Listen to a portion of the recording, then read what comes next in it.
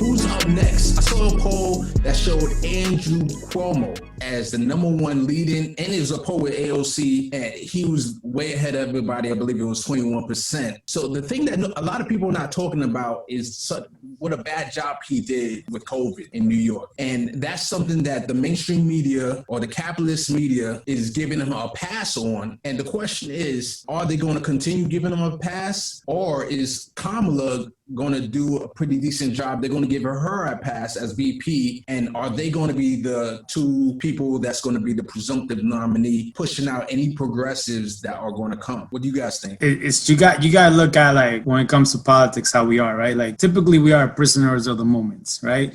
So whatever happened at that moment, we get excited. You get to see Cuomo used to come on CNN every day, talk about how great New York is doing. But he came in once, the one that said, like, oh, well, we'll be fine. We have everything. We don't need to close school. We don't need to shut down the city, everything. And then they went and spiked up, and it was terrible. The way he handled things was terrible.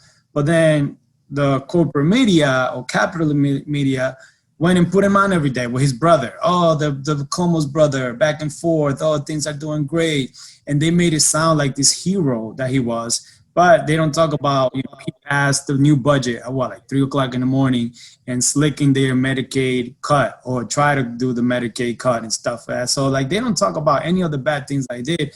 And Cuomo, man, Cuomo is like as corrupt as they come. I hope that, people in the next 4 years really study him and stop the assignment that we have, just being like prisoner of the moments. He's a very Machiavellian politician, if I pronounce that right, where in New York, he had the IDC, the Independent Democratic Conference, who were basically Democrats, but they acted and caucused with the Republicans. Blue dogs. What that did was prevent the Democrats from having a full majority to pass progressive policies.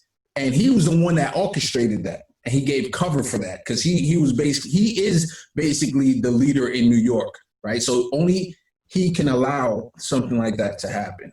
Yeah, he removed all the candidates from the presidential ticket. Yeah, they had to fight to get that back on the ballot. That's very true. I think a lot can change in 4 years, right? It's 2020 right now. We're talking about 2024. I agree that, he's getting his moment of quote unquote glory in the media right now.